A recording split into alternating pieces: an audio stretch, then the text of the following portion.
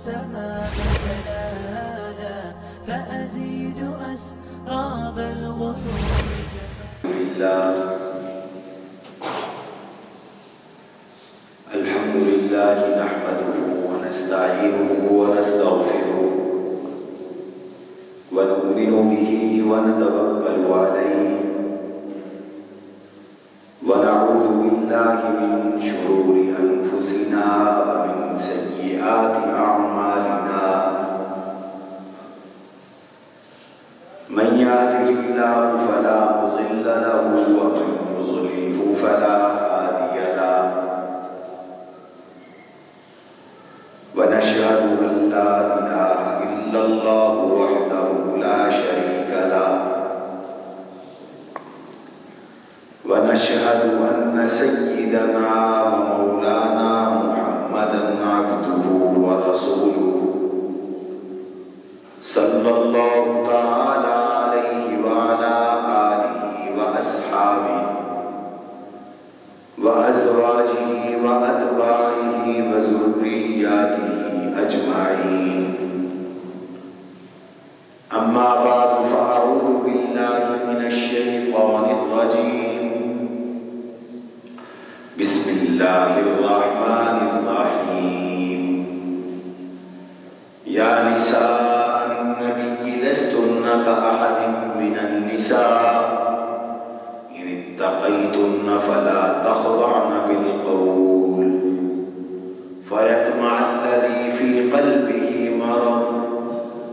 وقال تبارك وتعالى النبي أولى بالمؤمنين من أنفسهم وأزواجه أمهاتهم. اللهم صل على محمد وعلى آل محمد كما صليت على إبراهيم وعلى آل إبراهيم إنك حميد مجيد. اللهم بارك على محمد وعلى آل محمد كما باركت على إبراهيم وعلى آل إبراهيم إنك حميد مجيد. गिरामी कदर सामईन गिरामी और अजीज तलबा, गुज़श्ता महीनों में हमने एक सिलसिला शुरू किया था रहमत आलम सल्लल्लाहु अलैहि वसल्लम की अज़वाज मुतहहरात उम्महातुल मोमिनीन रिज़वानुल्लाहि अलैहिन्ना अजमाईन के साथ हुज़ूर की मुआशरत कैसे थी और इन अज़वाज मुतहहरात की सीरत तय्यबा क्या थी। रसूलुल्लाह सल्लल्लाहु अलैहि वसल्लम की 11 अज़वाज मुतहहरात में से 10 का जिक्र हो चुका और फिर वो सिलसिला मौकूफ हो गया था बाज़ हंगामी मौज़ूआत की वजह से। तो दिल में आया कि आज उस सिलसिले की तकमील कर ली जाए और जो एक ज़ौजा तय्यबा रहती हैं उनकी सीरत और उनके साथ हुज़ूर सल्लल्लाहु अलैहि वसल्लम की जो मुआशरत है उसका भी ज़िक्र मुबारक हो जाए। जिन अज़वाज मुतहहरात रिज़वानुल्लाहि अलैहिन्ना अजमाईन के ज़िक्र में एक ज़ौजा का ज़िक्र रहा था, वो है सय्यदा सफ़िया बिन्ते हुयई बिन अख्तब रज़ियल्लाहु तआला अन्हा।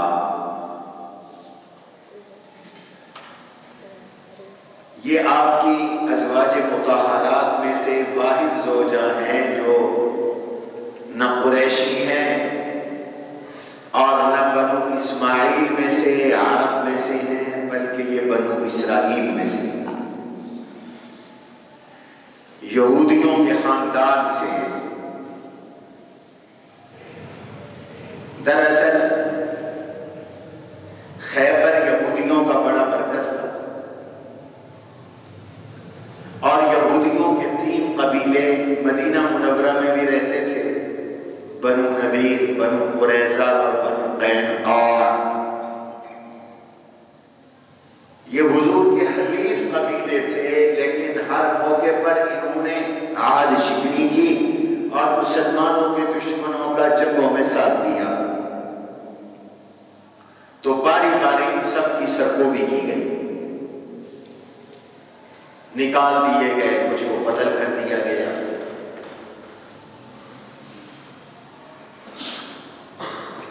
ये बनु नज़ीर कबीले के सरदार थे, इनके वालिद, जिनका नाम था हुयई इब्न अख्तब। और ग़ज़वा खैबर यहूदियों के साथ मुसलमानों का मारिकतुल आरा ग़ज़वा था, फैसला कुन मार्का था। ये जो बार बार यहूदी शरारतें कर रहे थे और मुसलमानों को नुकसान पहुंचा रहे थे, मुआहदा तोड़ रहे थे, तो बिलाखिर रहमत आलम सल्लल्लाहु अलैहि वसल्लम ने तकरीबन 7 हिजरी में मुशरिकीन मक्का से फारिग होकर इनको ठिकाने लगाकर और फिर इनके साथ मुआहदा करके, सुलह हुदैबिया का मुआहदा करके आपने इस महाज की तरफ तवज्जो दी। 6 हिजरी में मुशरिकीन मक्का के साथ मुआहदा हुआ, कुछ अरसा मुआहदे पर वो कायम रहे, उन्होंने मुआहदा तोड़ा, लेकिन उससे पहले पहले आपने इस दुश्मन यहूद के खिलाफ फैसला कुन इक़दाम किया। खैबर मदीना से अच्छे खासे फासले पर, 400-500 किलोमीटर के सफर पर मेरा खैबर जाना हुआ है। आप सल्लल्लाहु अलैहि वसल्लम अपने सहाबा के साथ खैबर रवाना हुए और सुबह के वक्त आप खैबर पहुंचे। अज़ानें हो रही थी जब आपका लश्कर खैबर में पहुंचा और आप खैबर पहुंचे तो कह रहे थे लक़द खरिबत खैबर, लक़द खरिबत खैबर, खैबर उजड़ गया, खैबर उजड़ गया।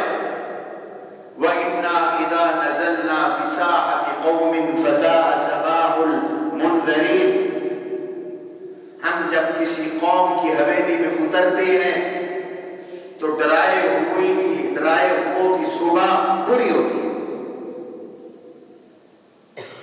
और यहूदी अपने बेलचे लेकर खेतों में निकल रहे थे जब हुजूर पहुंचे। फावड़े, बेलचे, जमीन काश्तकारी के लिए। इन्होंने हुजूर के लश्कर को देखा तो नारा लगा दिया, जा मोहम्मद जा अल खमीस, जा मोहम्मद जा अल खमीस। मोहम्मद आ गए, लश्कर आ गया, मोहम्मद आ गए, सल्लल्लाहु अलैहि वसल्लम लश्कर आ गए। बहरहाल जंग हो गई।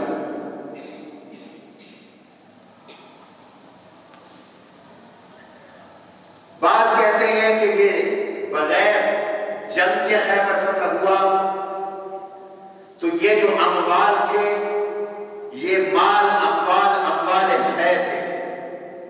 गनीमत उस माल को कहते हैं जो काफिरों से जंग के नतीजे में हासिल हो, उसके अहकाम अलग है। और फै उस माल को कहते हैं जो काफिरों से बगैर जंग के हासिल हो, सुलह के जरिए हासिल हो, इसके अहकाम अलग है। इस जंग में यहूदियों के ये सरदार थे, बनु नज़ीर के ये सरदार थे, हजरत सफिया के वालिद हुयई इब्न अख्तब वो कत्ल हुए, और भी बहुत से यहूदी कत्ल हुए। और इनके शौहर, ये शादीशुदा थी, दूसरा शौहर था, 17 साल की उम्र में इनकी शादी हुई सलमा के साथ। और उनके बाद इनका दूसरा शौहर था जिसका नाम था किनाना बिन अबिल हुकैक, उसके निकाह में और ये किनाना बिन अबिल हुकैक नौजवान थे, ये भी नौजवान, वो भी कत्ल हो गए जंग में, वो भी कत्ल हो गए। ये गिरफ्तार, और भी कहते थे उनमें ये गिरफ्तार थी, बड़े ऊंचे खानदान। सय्यदा सफिया रज़ियल्लाहु अन्हा का खानदान बड़ा ऊंचा है। ये उस खानदान में से हैं जिनमें 100 नबी गुजरे और 100 बादशाह हुए। हजरत हारून अलैहिस्सलातु वस्सलाम की नस्ल से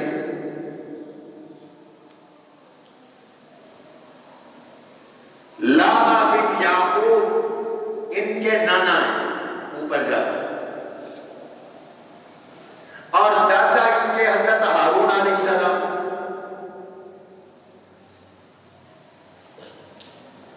इसलिए एक मौके पर इनका तू तकरार हो गया उम्मुल मोमिनीन सय्यदा आयशा सिद्दीक़ा रज़ियल्लाहु अन्हा से। इन्होंने हुजूर को शिकायत लगाई, या रसूलुल्लाह सल्लल्लाहु अलैहि वसल्लम, आयशा कहती है हफ्सा और हम हुजूर की रिश्तेदार हैं, इब्नुल अम हैं, चचाजाद हैं और तुमसे अफजल हैं, मैं उनसे क्या कहूं? परेशान हो गई। हुजूर अलैहिस्सलातु वस्सलाम ने इरशाद फरमाया, तुम उनसे कह दो ना कि तुम्हारा खानदान कितना ऊंचा है, तुम्हारा चचा नबी, तुम्हारा बाप नबी, तुम्हारा चचा नबी, तुम्हारा शौहर नबी, अबू के हारून व अम्मों के मूसा व ज़ौजों के मोहम्मद सल्लल्लाहु अलैहि वसल्लम। सफिया, तेरा बाबा हारून बिन इमरान अलैहिस्सलातु वस्सलाम और तेरे चचा हजरत मूसा कलीम अलैहिस्सलातु वस्सलाम और तेरे शौहर हजरत मोहम्मद करीम सल्लल्लाहु ताला अलैहि वसल्लम, इतना ऊंचा खानदान है, मामूली नस्ल है। जिस दिन हुजूर अलैहिस्सलाम हमलावर हुए उसी दिन इन्होंने ख्वाब देखा और अपने शौहर को बताया। बाद रिवायात में आता है इन्होंने ख्वाब देखा कि चांद टूट कर मेरी गोद में गिर गया, और अपने शौहर को बताया तो शौहर ने कहा, अच्छा तुम मलिकुल अरब से शादी करना चाहती हो, अरब के बड़े बादशाह से शादी करना चाहती हो? इन्हें तो ख्वाब ख्याल भी नहीं था, तसव्वुर भी नहीं था कि मेरा हुजूर से निकाह हो। और बाद रिवायात में आता है इन्होंने ख्वाब देखा कि सूरज टूटकर मेरे सीने पर गिर गया है, सूरज टूटकर मेरे सीने पे गिर गया है। इन्होंने अपने शौहर को किनाना बिन अबिल हुकैक को यह ख्वाब बयान किया तो वो कहने लगे, लगता है इसी मोहम्मद से तू शादी करना चाहता है, जो आज हमलावर हुआ है इसी से तू शादी करना चाहती है। इनके तो वहम गुमान में भी कुछ नहीं था। और फिर क्या हुआ?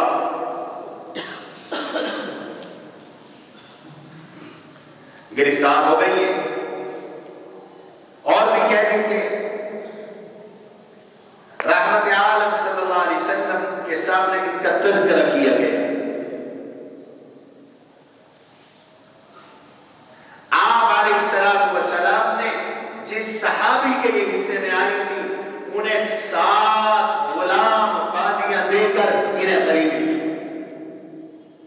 एक के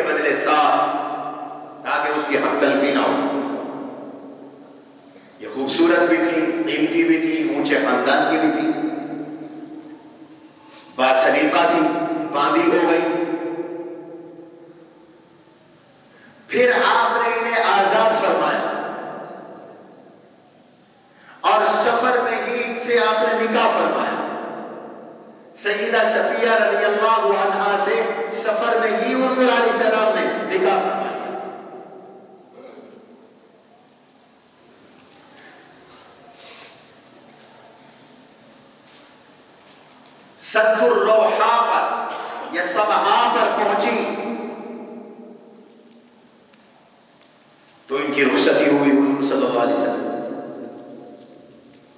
साहबा कहते हैं हमें नहीं पता था कि ये बांदी है हुजूर की या बीवी है, हत्ता कि अल्लाह के नबी अलैहिस्सलातु वस्सलाम ने इन्हें पर्दे का हुक्म दिया तो पता चला कि ये हमारी मां बन चुकी है, उम्मुल मोमिनीन बन चुकी है, हुजूर की घरवाली बन चुकी है।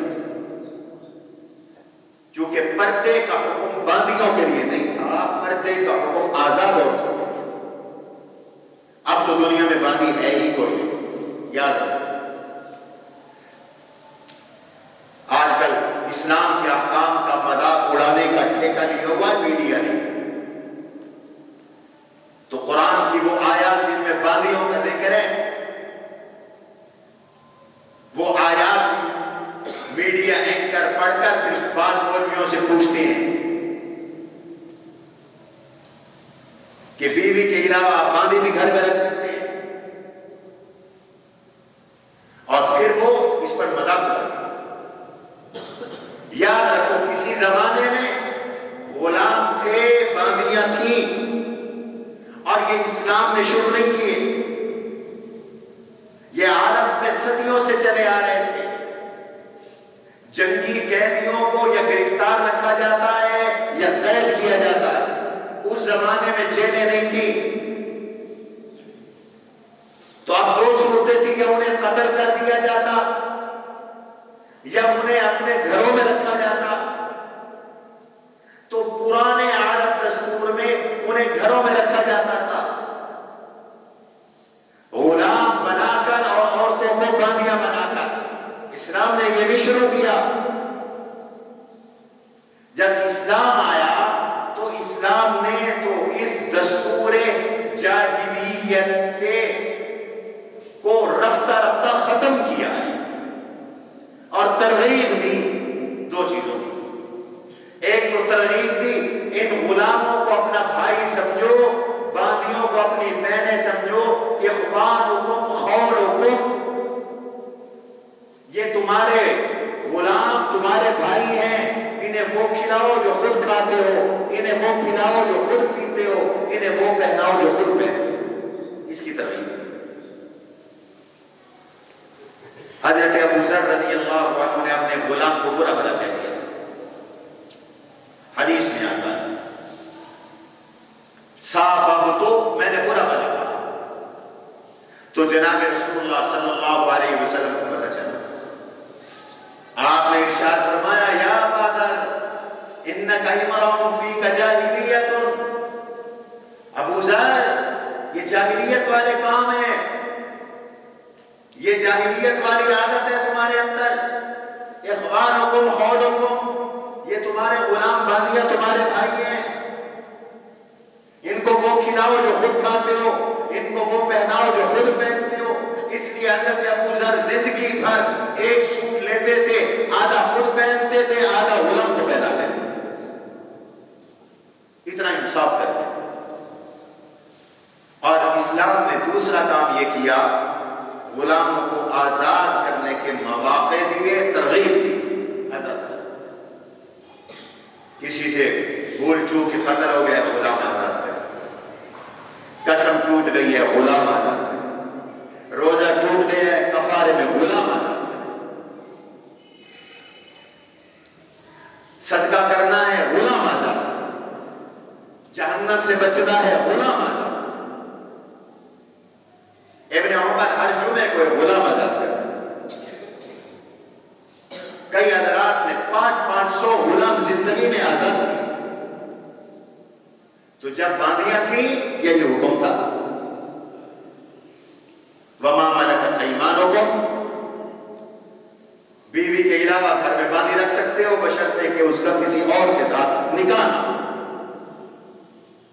अब इजमा हो गया इस मसले पर उम्मत का कि दुनिया से रिक़ियत खत्म, गुलामी खत्म। अब दुनिया में कोई गुलाम नहीं, कोई बांदी नहीं। लिहाजा ये जो गुलाम और बांदियां रखने की इजाजत है इस वक्त नहीं है, क्योंकि गुलाम और बांदियां हैं नहीं।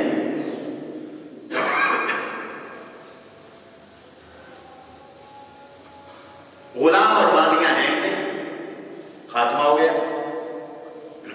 हत्ता कि जो इस्लामी जिहाद अफगानिस्तान में शुरू हुआ, 40 साल जिहाद रहा, तो उन्होंने भी, उलमा ने कोई गुलाम बांदियां नहीं बनाई,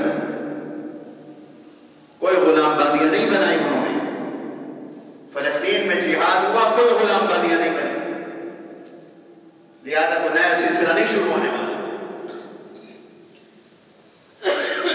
अगर बांदियों को घर में रखने की इजाजत दी गई थी तो इंसानी हमदर्दी की बुनियाद पर, वो बेसहारा न रहे।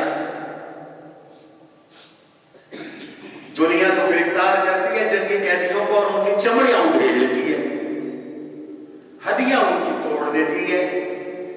अमेरिका ने क्या किया अफगानिस्तान में, इराक में क्या किया था जंगी कैदियों के साथ, इंडिया ने हमारे 71 की जंग में फौजियों के साथ क्या आचरण किया था। इस्लाम इस वहशतनाक सलूक का कायल नहीं है। लिहाजा इन गुलामों और बांदियों को जंगी कैदियों के तनाजुर में देखो, बात दूर निकल गई। हुजूर अलैहिस्सलाम ने हजरत सफिया को खरीदा और आजाद किया और इनसे निकाह फरमाया, और रास्ते में ही इनकी रुखसती हो गई। और हुजरे आपके खैमे में जो सहाबा थे, आज मैं उठ जाओ, अपनी मां से पर्दा करो, आपने मां फरमाया। फिर आपने इनका वलीमा करवाया, और वलीमा क्या था, बड़ा दिलचस्प, सफर में थे। फरमाया सब अपना खाना लेके आओ। कोई अपने बचे हुए सत्तू लाया, कोई अपनी बची हुई खजूरें लाया, कोई कुछ लाया। आपने दस्तरखान बिछवाया, चमड़े का दस्तरखान बिछवाया, और एक प्याले के अंदर ये सब चीजें डलवा दी। फरमाया कुलू वलीमाता उम्मिकुम, अपनी अम्मी का वलीमा खाओ भाई। कुलू वलीमाता उम्मिकुम, ये तुम्हारी अम्मी का वलीमा है, वलीमा खाओ। क्यों शादी हुई हजरत सफिया रज़ी अल्लाह अन्हा के साथ। और बाद रिवायत में आता है सहाबा ने वलीमे का तकादा किया, जैसे बेतकल्फी में हम एक दूसरे से कहते हैं। हुजूर ने फरमाया पहले दिन वलीमा हक है, दूसरे दिन वलीमा दुरुस्त है, और तीसरे दिन तो फरमाया रिया है, दिखलावा। ये भी आपने फरमाया। वलीमा किया हुजूर अलैहिस्सलाम ने। अब आप अंदाजा लगाएं, जरा गौर करें बात पर।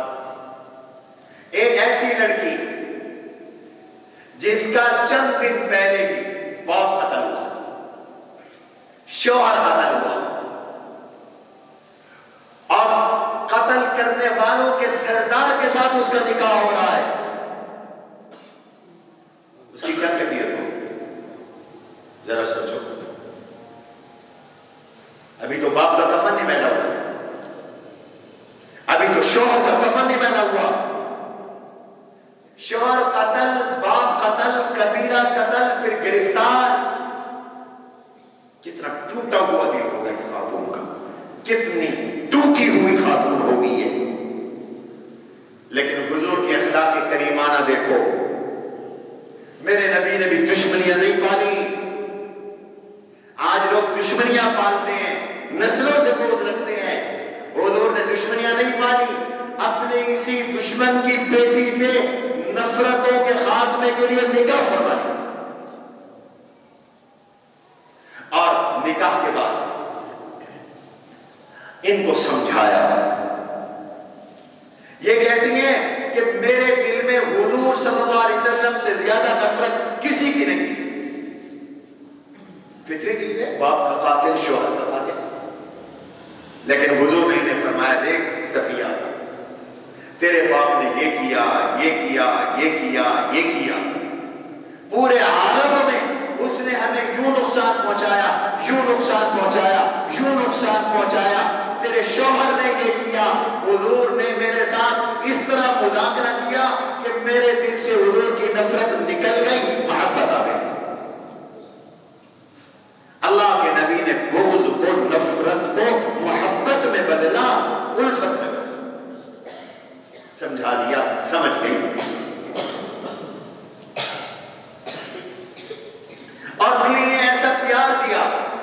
कि इन्हें सब कुछ भूल गया। इसी सफर में सैयदा सफिया रज़ी अल्लाह ताला अन्हा हुजूर अलैहिस्सलाम के साथ ऊंट पे सवार, गजावे में सवार। जब कभी कोई गजावा कभी कहीं उतरते तो गजावे से हुजूर पहले उतरते, सवार करना होता इन्हें पहले सवार करते, बाद में उतारते पहले सवार करते। और हदीस में आता है इनके चढ़ाने के लिए और उतारने के लिए हुजूर अपना घुटना आगे कर देते और सैयदा सफिया अपना पांव हुजूर के घुटने पे रखकर गजावे पे चढ़ते, गजावे से उतरते। ये मोहब्बत थी। बीवी को हुजूर ने ये हुकूक दी। रसूलुल्लाह सल्लल्लाहु अलैहि वसल्लम ने बीवियों को ये हुकूक अता फरमाए कि अपना घुटना पेश कर दिया, घुटने को लिफ्ट बना लिया, सीढ़ी बना लिया, सहारा बना लिया और इसके ऊपर सैयदा सफिया कदम रख के चढ़ती, कदम रख के उतरती। सफर में थे, वापसी पर ओहद के करीब मदीना नजर आने लगा तो सबको जोश पैदा हुआ, घरों को जाने का। तो सबने सवारियां तेज कर दी, सबने सवारियां तेज कर दी। जनाब रसूलुल्लाह सल्लल्लाहु अलैहि वसल्लम ने भी अपना ऊंट तेज कर दिया। जब ये ऊंट तेज किया तो हुजूर भी गिर गए, हजरत सफिया भी गिर गई, दूल्हा दुल्हन दोनों सवारी से नीचे गिर गए। सहाबा कहते हैं हम किसी ने आंख उठाकर न हुजूर को देखा न हजरत सफिया को देखा कि पर्दे का मामला है, बदनजरी ना हो जाए। ये देखो, ये है हया का तकादा, ये है शर्म का तकादा कि जब औरत गिर रही है बेचारी तो उसका हिजाब खुल जाएगा, उसका कपड़ा भी ऊपर नीचे होने का खतरा है। लिहाजा किसी ने इस तरफ आंख उठा के देखा ही नहीं। जल्दी जल्दी रहमत आलम सल्लल्लाहु अलैहि वसल्लम खुद उठे, हजरत सफिया को उठाया और इरशाद फरमाया ला गैरा, कुछ नहीं हुआ, कोई नुकसान नहीं हुआ, अल्हम्दुलिल्लाह हम खैरियत से हैं, कोई हड्डी नहीं टूटी, कुछ नहीं हुआ, कोई जख्म नहीं आया। ये इनके साथ हुजूर अलैहिस्सलाम की मुआशरत।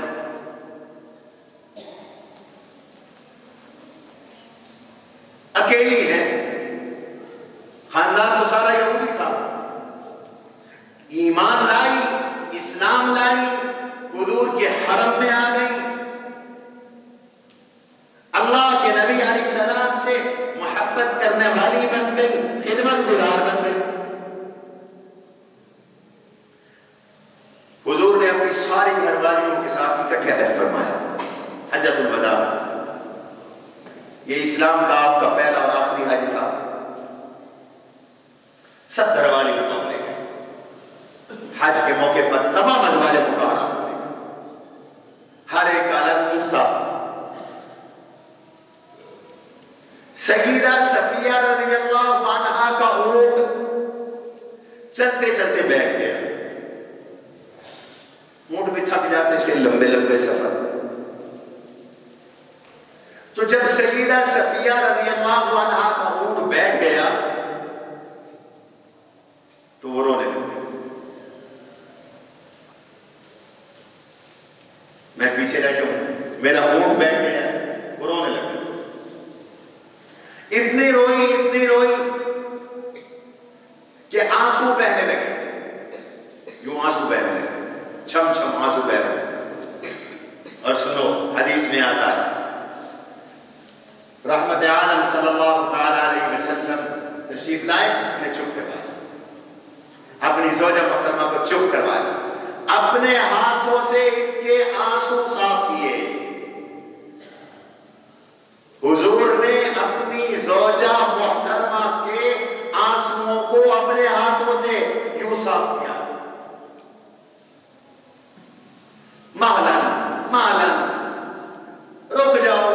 सफिया रुक जाओ, सफिया ना रो, सफिया ना रो। ये हदीस में अल्फाज है। बाबा वो सब कुछ को छोड़कर आपके पास आए और आप भी उसके लिए थानेदार बने हुए।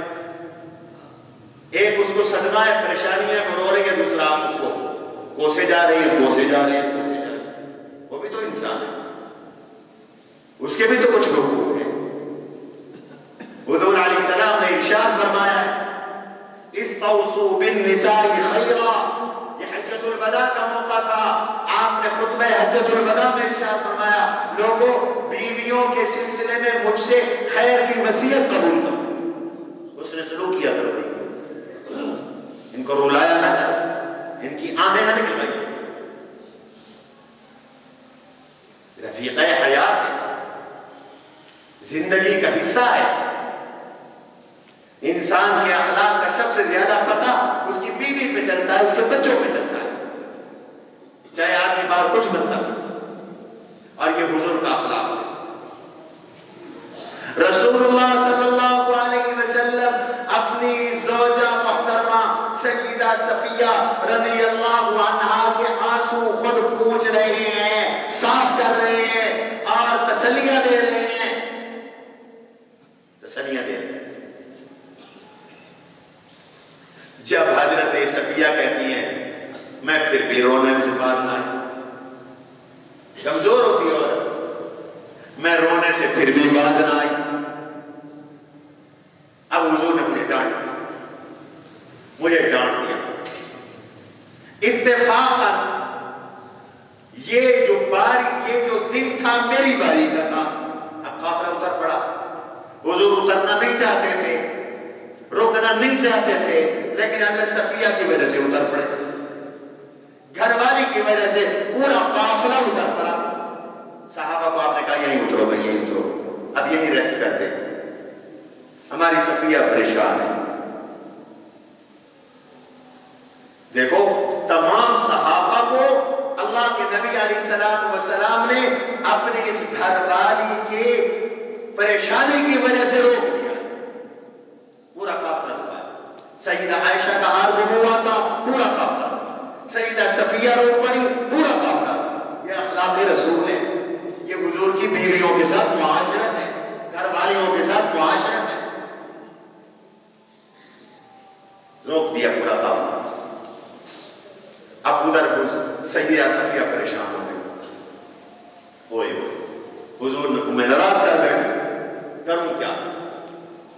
सईदा आयशा हुजूर अलैहिस्सलाम की महबूब घरवाली थी, उनसे तबादला किया। उनसे कहा आयशा मैं पूरी दुनिया की दौलत के बदले भी हुजूर की जो मेरी बारी है हुजूर के साथ मैं किसी को न देती, कभी न देती। कोई muझे पूरी दुनिया की दौलत दे देता, मैं हुजूर की अपनी बारी किसी को न देती, लेकिन आज तुझे मैं अपनी बारी दे रही हूं, एक शर्त,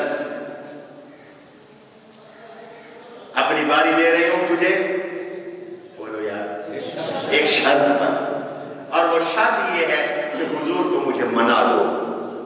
मेरे साईं मुझसे नाराज हो गए, मेरे आका मुझसे नाराज हो गए, मेरा गम ठहर नहीं रहा था, मेरा रोना ठहर नहीं रहा था, हुजूर नाराज हो गए, मैं अपनी बारी तुझे देती हूं, तू हुजूर को राजी। सईदा आयशा को और क्या चाहिए था? ये सिर्फ शौहर होने की वजह से अज़वाज मुतहहरात हिर्स नहीं करती थी, हुजूर से मोहब्बत, रसूलुल्लाह से मोहब्बत की वजह से हिर्स करती थी।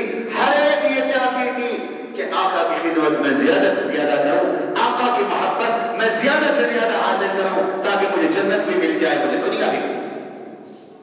इसलिए अज़वाज मुतहहरात की कभी कभी आपस में अनबन होती थी, तो इस इखलास की वजह से वो अनबन होती थी मोहब्बत रसूल की वजह से। हुजूर की मोहब्बत नफसानियत नहीं थी, ख्वाहिशात नफसानिया नहीं थी। हुजूर के सहाबा को अपनी तरह मत समझो, अज़वाज मुतहहरात को अपनी औरतों की तरह मत समझो। वो आका की मोहब्बत के हुसूल के लिए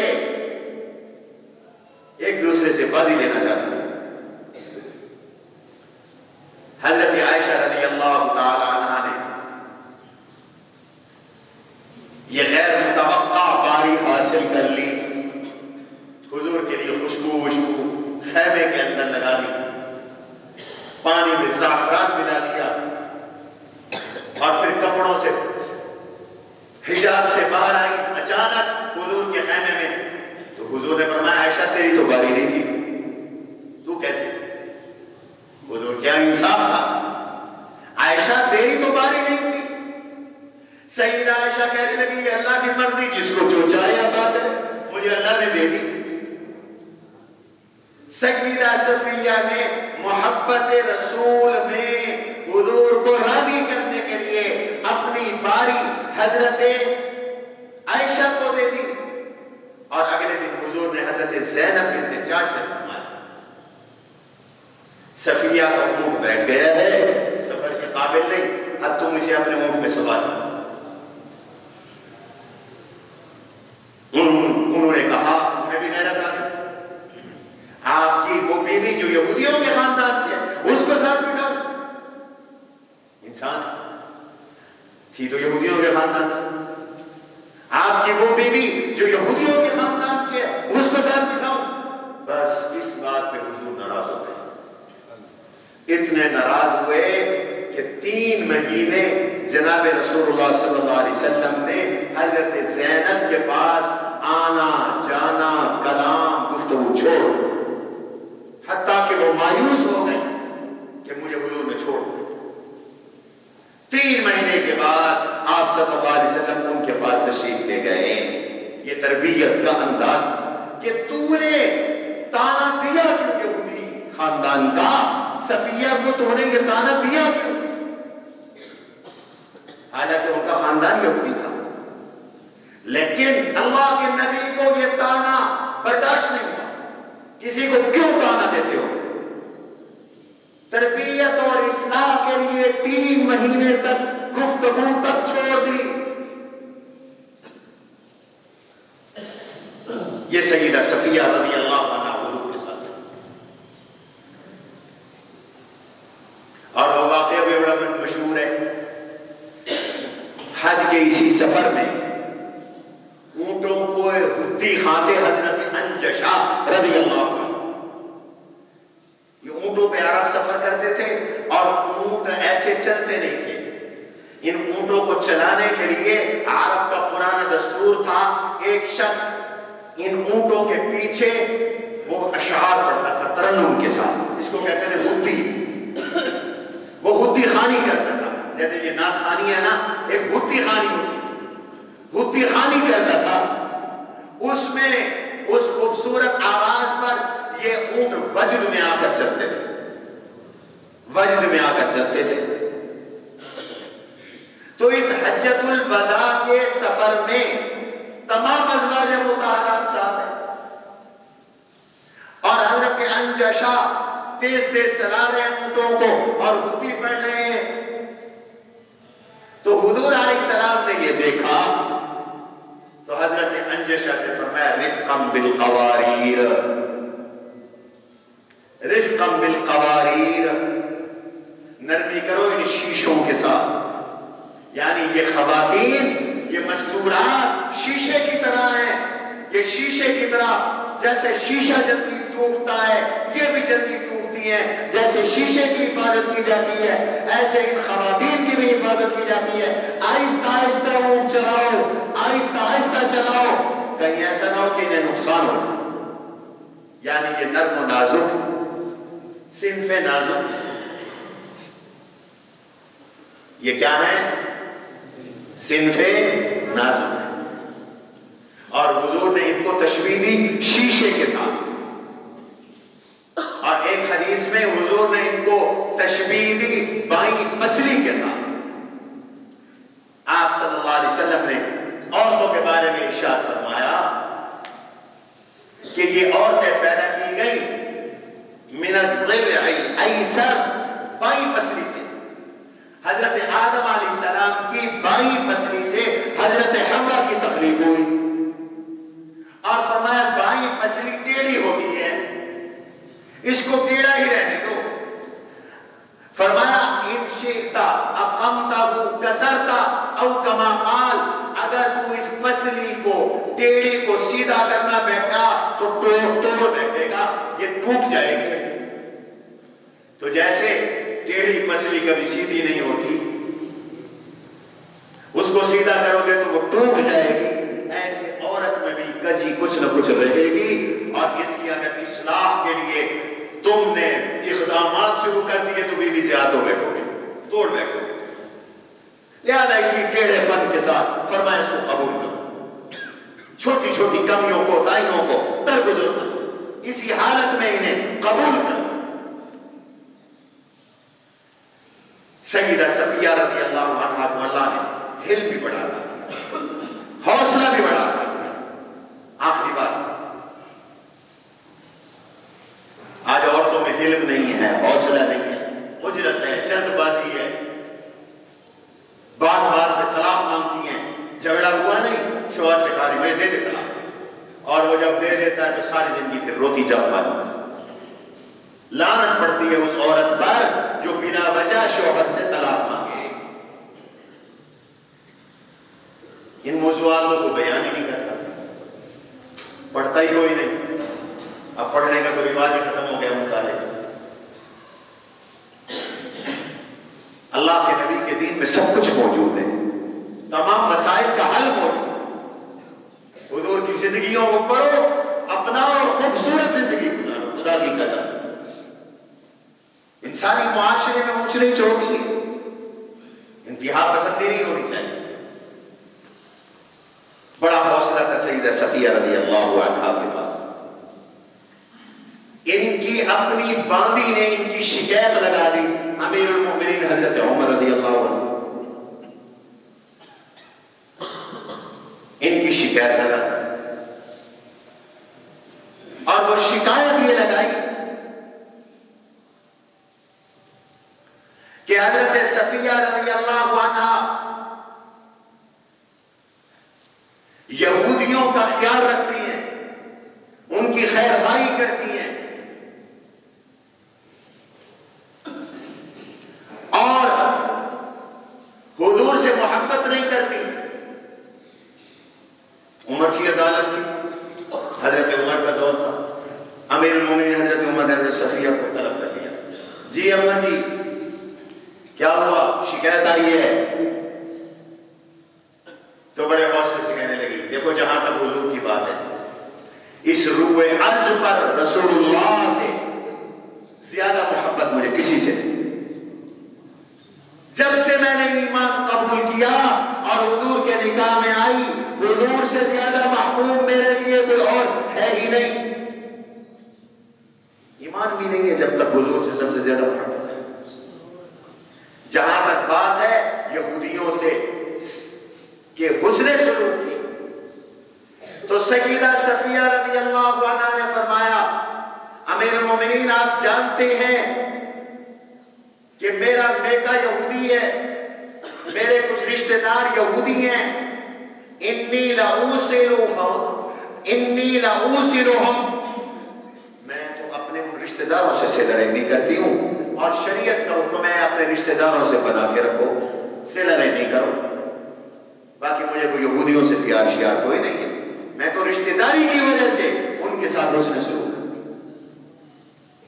और ये शरीयत का भी हुक्म है, किसी का बाप काफिर है, मां मुशरिका है, तो हुजूर ने इजाजत दी अपने काफिर बाप, काफिर मां और काफिर गरीब रिश्तेदार की खिदमत कर सकते हो, उसके साथ सिला रहमी कर सकते हो, लेकिन कुफ्र से मोहब्बत ना हो।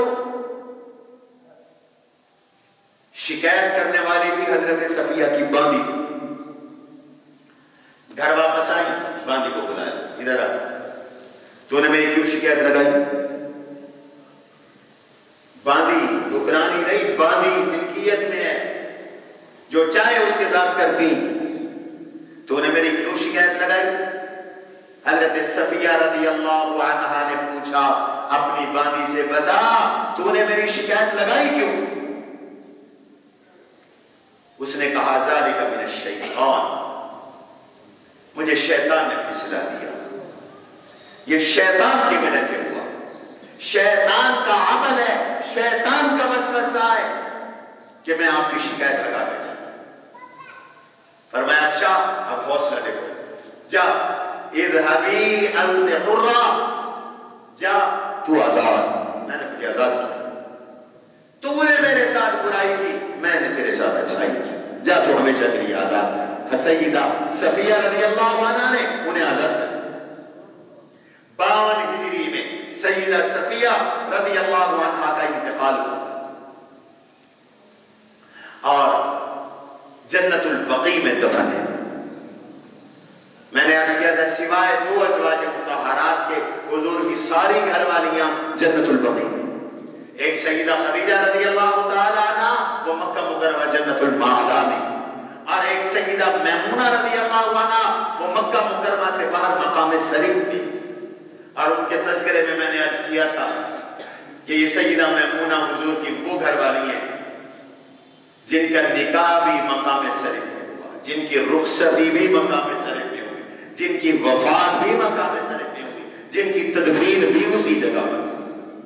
अल्लाह की तरफ से यह मक्का मुकर्रमा से बाहर एक जगह है मकाम शरीफ। और सैयदा सफिया रज़ियल्लाहु अन्हा का तरका 1 लाख था।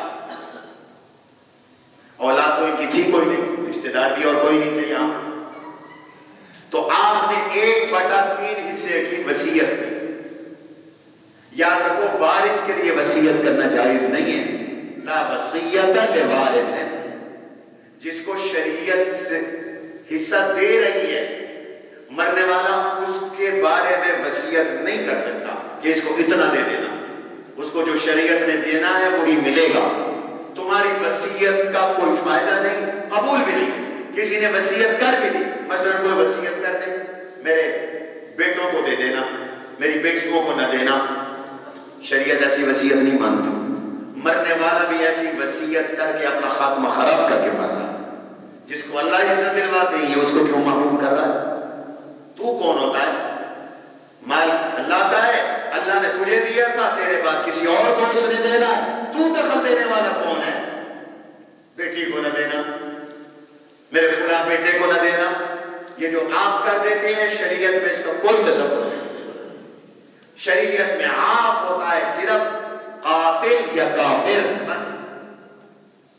अगर वारिस कातिल है, जिसका वारिस बन रहा है उसका कोई विरासत नहीं मिलेगी। अगर ये वो मुसलमान है, ये काफिर हो गया है, तो विरासत नहीं मिलेगी काफिर। वरना बाप राजी जाए नाराज जाए, विरासत उसका हक है। राजी नाराज होने का मामला, इसका फैसला अल्लाह क़यामत के दिन करेंगे, जज़ा सजा देंगे। तुम जज़ा सजा देने वाले नहीं हो, तुम शरीयत के हुक्मों के पाबंद हो। गैर वारिस के लिए वसीयत कर सकते हो 1/3, सिर्फ 1/3 हिस्सा। ये इल्म याद रखो। उन्होंने फरमाया बसुल्सु कसीर, 1/3 हिस्सा भी बहुत होता है, इससे ज्यादा न करो। एक सहाबी ने इरादा किया, मैं अपनी, उनका बेटा कोई नहीं था हज़रत साद का, मैं अपनी सारी जायदाद अल्लाह की राह में दे देता हूं। आपने फरमाया ना। उन्होंने कहा मैं आधी दे 2 सुल्स दे देता हूं, 2/3, 2/3 हिस्सा अल्लाह के रास्ते में दे देता हूं, 1/3 हिस्सा मेरी बेटियों के लिए काफी है। आपने फरमाया ना।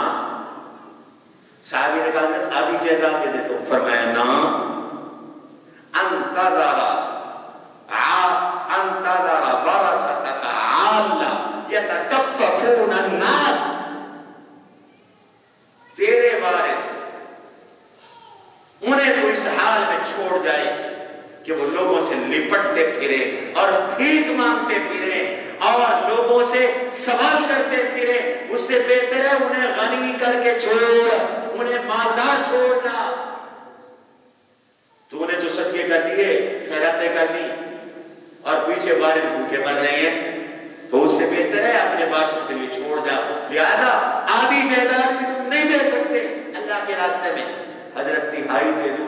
फरमाया 1/3 दे दो बस। सुलुस कसीर, सुलुस भी बहुत ज्यादा, सुलुस बहुत है, ठीक है। तो अब शरीयत का हुक्म यह है कि मरने वाला अपने तरके में सिर्फ 1/3 हिस्से की वसीयत कर सकता बस, और वो भी वारिस के लिए नहीं, बाकियों के लिए। जिसके लिए वसीयत होगी उसको दिया जाए। मस्जिद के लिए, मदरसे के लिए, बाज़ खुशनसीब मदरसों के लिए वसीयत करते हैं 1/3 हिस्से। कई ऐसे कुछ नसीब होते हैं मदरसा उनके लिए सदका जारिया बन जाता है। अल्लाह तबारक व तआला हम सबको शरीयत के ये अहकाम सीखने की और इस पर अमल पैरा होने की तौफीक नसीब फरमाए। आमीन कहो। वमा अलैना इल्लल बलागुल मुबीन। ये रिसाला माहनामा इस महीने का है, बहुत अहम मज़ामीन है और मैंने शुजाबाद की तारीख भी शुरू की है। तारीख शुजाबाद का एक कालम भी है, ये किस्तवार छपेगी, आप जाते हुए ये खरीदते हुए जाए। वमा अलैना।